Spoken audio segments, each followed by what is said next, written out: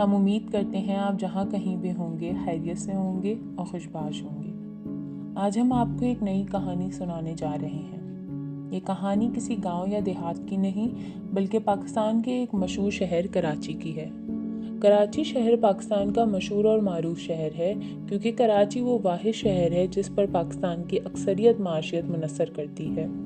لیکن بدقسمتی سے کراچی پورے پاکستان کا ہے لیکن کراچی شہر کا کوئی نہیں۔ یہ وہ شہر ہے جہاں نہ جانے کتنے لوگ بے روزگاری اور بڑھتی مہنگائی کی وجہ سے خودکشی کر لیتے ہیں۔ ایسی ہی ایک لڑکی تھی فوزیہ، جو کراچی کی مشہور ترین یونیورسٹی کی طالب علم تھی۔ فوزیہ اپنی کلاس کی فرما بردار اور ہونہار طالب علم تھی۔ فوزیہ ہمیشہ اپنے اساتذہ کی آنکھوں کا تارا تھی، بہن بھائیوں میں سب سے بڑی اور ابا کی جان تھی۔ ہمیشہ دوسروں کی مدد، خوشی اور غم میں سب سے آگے رہتی تھی، لیکن بدقسمتی سے شاید قسمت کو کچھ اور ہی منظور تھا۔ ایک دن فوزیہ کے ابا، جو ایک نجی ادارے کی کمپنی میں ملازم اور گھر کے کفیل بھی، ان کی آفس سے گھر واپسی آتے میں بائک ایکسیڈنٹ ہو گیا جس میں انہیں ٹرک نے مار دیا تھا۔ ابھی روزمرہ کی طرح فوزیہ یونیورسٹی میں ہی کلاس لے رہی تھی۔ اچانک سے گھر سے امی کی کال آتی ہے، تم فوراً گھر آؤ۔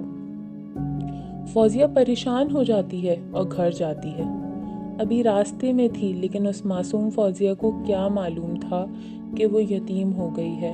گھر پہنچی تو دیکھا سامنے فوزیہ کے ابا لیٹے ہوئے ہیں لیکن کفن میں۔ وہاں ماں باپ بہن بھائی کچھ نہیں، بس ماں بہن بھائی بے ساختہ اور بے بس رو رہے ہیں۔ وہ وقت تھا جب ایک ہنستا بستا کراچی کا گھر برباد ہو گیا۔ ایک دم سے اس گھر کی ہنسی کی آوازیں رونے کی چیخوں میں تبدیل ہو گئیں۔ فوزیہ کے ابا اس دنیا سے چل بسے تھے، تدفین ہو گئی، سویم ہو گیا۔ لوگوں نے سر پر ہاتھ رکھا لیکن وہ جانتی تھی یہ وقتی دلاسا ہے۔ گھر میں بڑی بہن ہونے کے ناطے فوزیہ نے اس بات کا فیصلہ لیا کہ وہ نوکری کرے گی اور اپنے گھر کی کفیل بنے گی۔ اپنی ہونہاری کی وجہ سے فوزیہ نے ایک آفس میں جاب کی اور اس کو جاب مل گئی۔ 3 سے 4 مہینے تو گھر کے جیسے تیسے گزرے۔ اب فوزیہ نے گھر کو سنبھالنا شروع کر دیا تھا۔ فوزیہ کی اماں بھی کپڑے کی سلائیاں کرنا شروع ہو گئی تھی۔ جتنا بھی گھر میں پیسے آتے تھے گزارا ہو جاتا تھا، لیکن یہ زمانہ سب سے بڑا ظالم تب بنتا ہے جب معلوم ہوتا ہے کہ لڑکی گھر کی اکیلی کفیل ہے اور اس کے سر پر باپ بھائی کا ہاتھ نہیں ہے۔ اس آفس میں فوزیہ کے ساتھ ایک اور آدمی ملازمت کرتا تھا۔ دیکھا جائے تو وہ فوزیہ کا مینیجر تھا۔ اکثر فوزیہ کو گھر آنے میں دیر ہو جاتی تھی تو وہ فوزیہ کو اپنی گاڑی میں بٹھا کر گھر چھوڑنے کی آفر کرتا تھا، لیکن فوزیہ منع کر دیتی تھی۔ کبھی کبھی اس کو گندے اشارے کرنا، بہانے بنانا اور اس کو چھیڑنا۔ فوزیہ کی مجبوری تھی وہ جاب کرنا کیونکہ اسے گھر چلانا تھا۔ ایک دن آفس میں فوزیہ کو کام کرتے ہوئے دیر ہو گئی اور اس بات کا فائدہ اس کے مینیجر نے اٹھایا، جو ایک آدمی کی شکل میں درندہ تھا۔ آفس میں کوئی نہیں تھا، سب جا چکے تھے۔ فوزیہ اپنے کیبن میں کام کر رہی تھی، لیکن اسی وقت اس درندے نے آ کر فوزیہ کو ڈرا دیا، اور وہ ڈرانا بھی کیسے تھا، وہ فوزیہ کے پیچھے آ کے کھڑا ہو گیا۔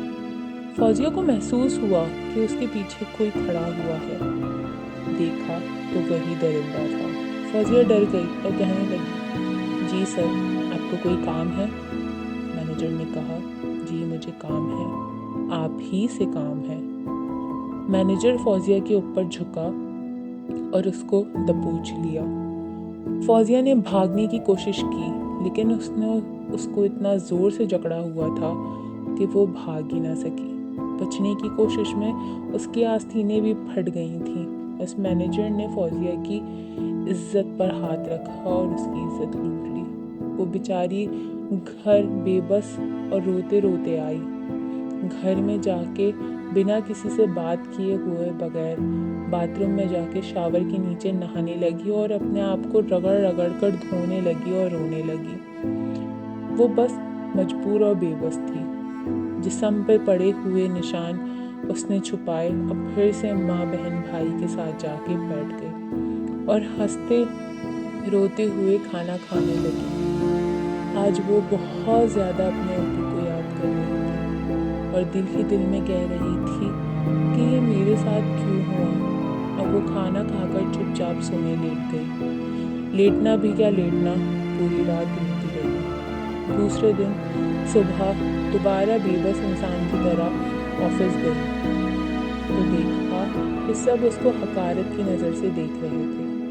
उस मैनेजर ने सबको ये कहा कि फौजिया ने उसके साथ ज़्यादती करने की कोशिश की है। अफसोस इस बात का ये है कि लोगों ने उस मैनेजर की बात को मान लिया और उस मैनेजर की नज़रों को ना समझा और इसी वजह से उसको ऑफिस से निकाल दिया गया। अब फौजिया बेरोज़गार हो गई थी। उसको समझ नहीं आ रहा था कि कैसे घर चलेगा।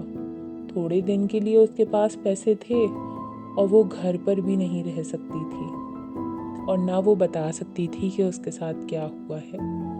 उसने कई कंपनीज़ में नौकरी की दरख्वास्त भरी लेकिन उसको जॉब ना मिली।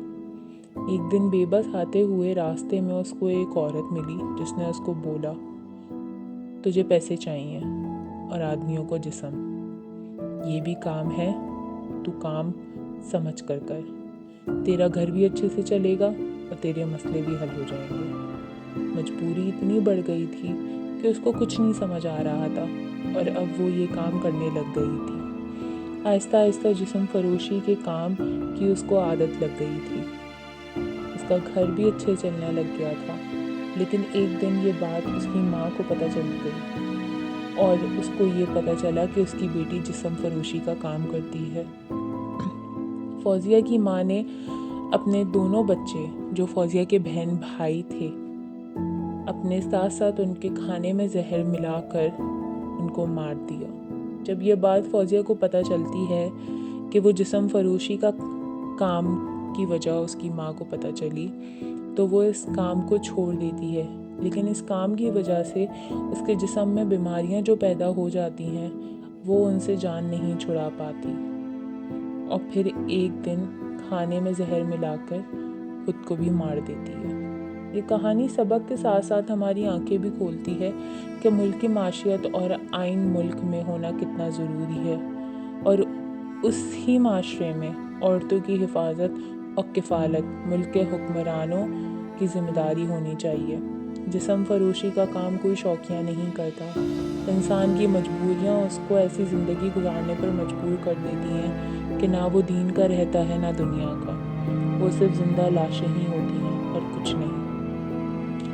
ऐसी और कहानियाँ सुनने के लिए हमारी वीडियो को लाइक और शेयर करें और हमारे चैनल सच्ची कहानियाँ डाइजेस्ट को सब्सक्राइब करें।